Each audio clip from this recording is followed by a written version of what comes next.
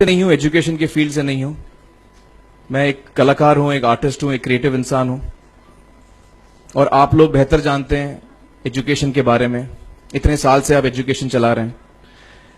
पिछले कुछ साल से मेरा अनुभव हुआ है, चूंकि मैंने कुछ फिल्में की हैं। एक फिल्म थी तारे ज़मीं पर, और अभी हाल ही में मेरी जो फिल्म आई है 3 इडियट्स, ये दोनों फिल्में एजुकेशन के टॉपिक पर हैं। तो लिहाजा इस वजह से मैंने काफी रिसर्च की एजुकेशन के ऊपर, और कुछ चीजें मेरे सामने आई हैं, और वो चीजें मैं आपके सामने रखना चाह रहा हूं। आज यहां पेरेंट्स हैं, एजुकेटर्स हैं, टीचर्स हैं, बच्चे भी हैं। हो सकता है पता नहीं मैं कितना सही बोल रहा हूं, गलत बोल रहा हूं, लेकिन मेरे कुछ विचार हैं जो मैं आपके सामने रखना चाहूंगा एजुकेशन से जिनका संबंध है। और वो ये कि सबसे पहले तो हर बच्चा खास होता है। ये मैंने डिस्कवर किया अपने रिसर्च में। हर बच्चा खास होता है। हर बच्चे में, हमारी तरह, आपकी तरह और हमारी तरह, हर बच्चे में कुछ न कुछ काबिलियत होती है, कुछ न कुछ कमजोरी होती है। मुझ में भी कमजोरी है, काबिलियत है। आप में भी कुछ न कुछ काबिलियत और कमजोरी है, और हर बच्चे में कुछ न कुछ कमजोरी और काबिलियत होती है।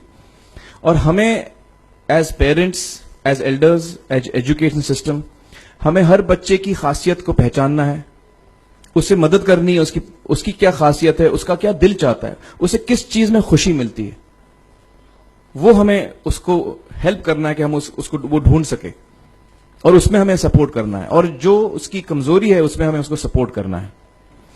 मुझे अक्सर एजुकेशन इंस्टीट्यूट्स मुझे बोलते हैं कि हम हमारे स्कूल में सारे बच्चे पास होते हैं, हमारे स्कूल में सारे बच्चे फर्स्ट आते हैं, या हम जो बोर्ड एग्जाम है उसमें हमारे सारे बच्चे पास होते हैं।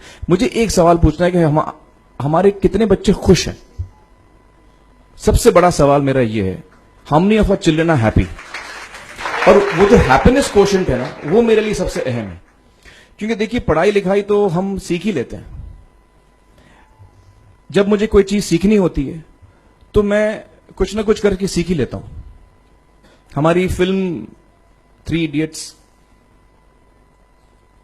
जब रिलीज होने वाली थी, रिलीज से पहले हमने कई स्क्रीनिंग्स रखे थे, टेस्ट स्क्रीनिंग जिसको हम कहते हैं, जिसमें कि हम ऑडियंस, जैसे आप लोग हैं, उनको बुलाते हैं, फिल्म दिखाते हैं, उनसे पूछते हैं कि फिल्म कैसी लगी। ऐसे एक टेस्ट स्क्रीनिंग हमने किया था। बंबई में एक फैक्ट्री में कारीगर लोग काम करते हैं, तो करीब 25-30 कारीगर आए थे उस स्क्रीनिंग में। स्क्रीनिंग के बाद उनका एक कारीगर था, उसने मुझसे एक सवाल पूछा। उसने मुझसे ये पूछा, आप लोगों ने फिल्म देखी है 3 इडियट्स? उसमें उसने मुझे एक सवाल पूछा जो बहुत कमाल का सवाल था। उसने मुझे ये सवाल पूछा कि सर, पिक्चर के अंत में हमें पता लगता है कि आप तो रणछोड़ दास थे ही नहीं, रैंचो तो थे ही नहीं आप, तो सर्टिफिकेट तो आपको मिला नहीं, वो तो जावेद जाफरी को मिल गया। तो आप इतने बड़े साइंटिस्ट कैसे बन गए? इतने बड़े पेटेंट्स, 400 पेटेंट्स, जापानी लोग आपके पीछे पड़े हैं, तो आपको सर्टिफिकेट तो मिला नहीं, तो आप इतने बड़े साइंटिस्ट कैसे बन गए? बहुत ही अहम सवाल है ये, बहुत ही इंपॉर्टेंट सवाल है। और ये जो मुद्दा है उसके हार्ट में जाता है ये, कि जब मैं एग्जाम के लिए रट के जवाब देता हूं और वो जवाब में मुझे नंबर मिलते हैं और मैं पास हो जाता हूं, तो मेरे हाथ में एक पर्चा आता है जो मुझे कहता है कि मैं पढ़ा लिखा हूं। लेकिन वाकई में पढ़ा लिखा हूं या नहीं, ये अभी तक हमको श्योर मालूम नहीं है। लेकिन जब आप नॉलेज चाहते हैं कि आपको मिले, विद्या मिले आपको, तो फिर वो कागज का मायने कुछ होता नहीं है।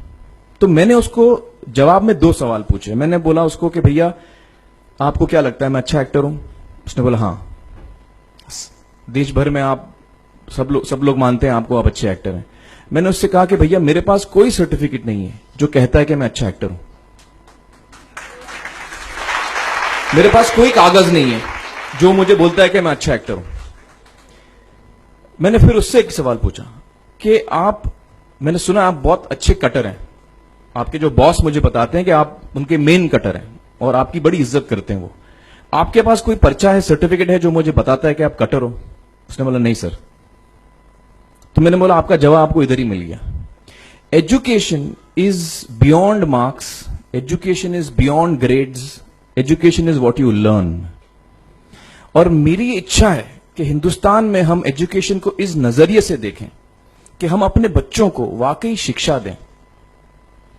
और शिक्षा हम खुशी से दें, क्योंकि शिक्षा में सिर्फ ज्ञान नहीं होता, शिक्षा में एक और चीज मिली हुई होती है, वो ये है कि हम अपने बच्चों को डेवलप करते हैं एज ह्यूमन बींग्स।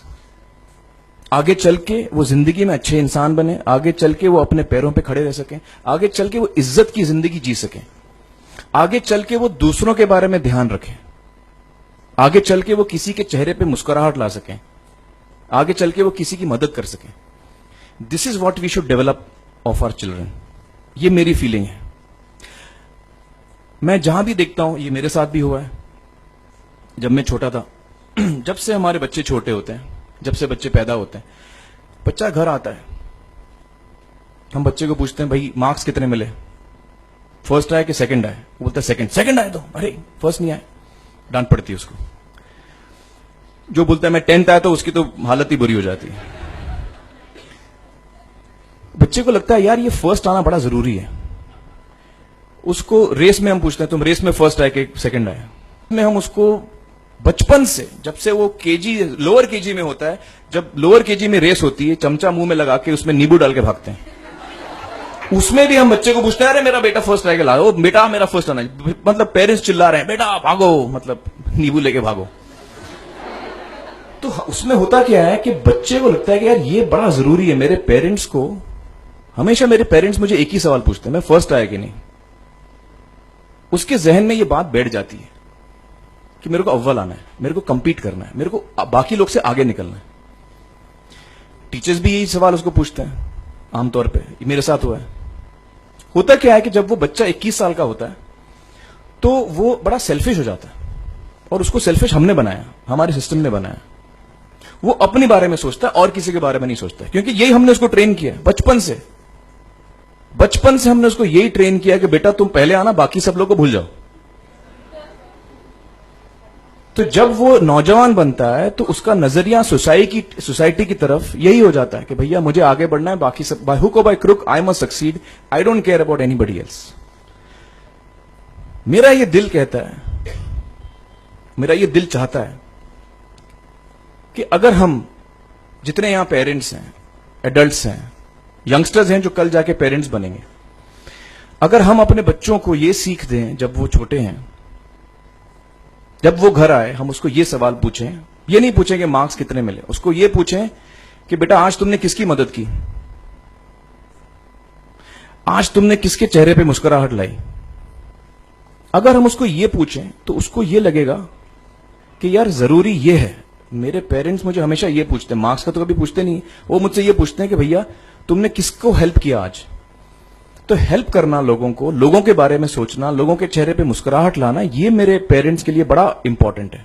साइकोलॉजिकली वो इस चीज के साथ बड़ा होगा, स्कूल वही जाएगा, पढ़ाई लिखाई वही करेगा, वो उसका नजरिया थोड़ा बदल जाएगा। जब वो बच्चा नौजवान बनेगा, 21 साल का होगा, और सारे बच्चे उस उम्र के जब 21 साल के होंगे, हमारी सोसाइटी चेंज हो जाएगी। क्योंकि तब हमारी सोसाइटी में ऐसे नौजवान होंगे जो खुद के बारे में नहीं सोच रहे, दूसरों के बारे में सोच रहे हैं। तो मुझे लगता है कि सबसे बड़ी चीज जो हमारे एजुकेशन सिस्टम में मैं देखना चाहूंगा, जो मैंने अपने स्कूल लाइफ में नहीं देखी, कि हमको ये अहमियत इस पे दी जा रही है कि हम अपने आसपास के बच्चों को कितना हेल्प कर रहे हैं। ये एक बहुत बड़ी तब्दीली अगर आ जाए तो मुझे लगता है कि हमारा देश बहुत सुधर सकता है, बहुत बदल सकता है, हम बहुत